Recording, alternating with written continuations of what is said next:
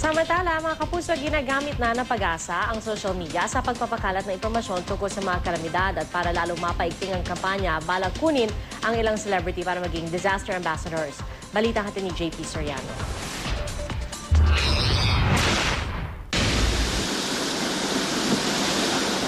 Noong kasagsagan ng Bagyong Pablo, wala raw halos pumansin sa tweet ni Dr. Mahar Lagmay ng Project NOAA. Mahalagang impormasyon pa naman daw ito na pwedeng makapagsalba ng buhay. Nasabayan ako ng tweet ni Mario Maurer, si Oo Mario. Yung sa akin, nakakuha lang yata ako ng 15. At ang sinabi ko, napaka-importanting impormasyon. Patama na yung Pablo, no? Siya naman ay nag-retweet ng halos parehong oras nung nag-tweet ako ng tungkol sa Pablo. Siya ay naglagay ng good afternoon po. Libo-libo ako nakuha niyang retweet. Naisip niya noon, kung sikat ang magtutweet, baka mas marami pang naabot ang kanyang mensahe. Kaya plano nilang bumuo ng mga tatawagin nilang mga disaster ambassadors. Pakikiusapan daw nila ang mga kilalang celebrities na may milyong-milyong tagahanga at followers na i-retweet o i-repost ang mahalaga nilang mga announcements sa social media gaya ng Twitter at Facebook.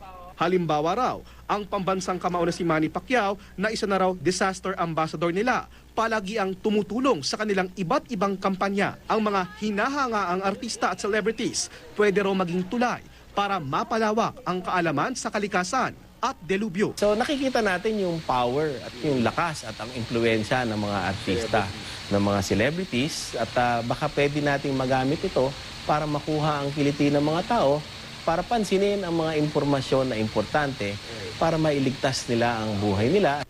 Bukod sa pag-retweet at pag-repost, isa pa raw sa mga pwedeng itulong ng mga sikat nating kababayan ay ang paggawa ng mga advocacy videos. Bagay na maaari raw maka-impluensya sa kanilang milyon-milyong fans. Lalo pat lumalabas na milya-milya ang diferensya ng followers sa Twitter ng isang kilalang celebrity kumpara sa Twitter account ng Pag-asa. Gusto natin kasing ma-associate, ma-identify sa kanila kasi sikat sila.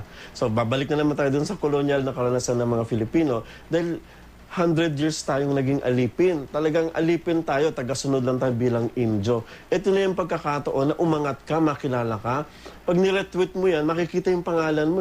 Pero ayon sa isang sociologist, mahalagang hindi lang ang kasikatan ang maging basihan ng impluensya ng tao. Sana raw, ang mga celebrities na magiging disaster ambassador, may kredibilidad din at alam ang sinasabi. Ang award-winning actress si Lovie Poe na merong mahigit 1 milyong Twitter follower, handa raw tumulong at maging disaster ambassador. Everybody is doing that already. And kailangan naman kasi you have to focus on what we should do. Kailangan kumilos na eh. Payag rin daw ang ilang celebrities na nakausap ng GMA News. That's why we're on Twitter. That's why we're on Facebook. That's why we're on Instagram. Pero syempre, pag may disaster, nag-post ako doon, syempre para makatulong din. Plano raw ng Project NOAA na mag-organisa ng isang seminar sa climate change at kalikasan sa mga nais makaisa sa kanilang kampanya. JP Soriano, GMA News.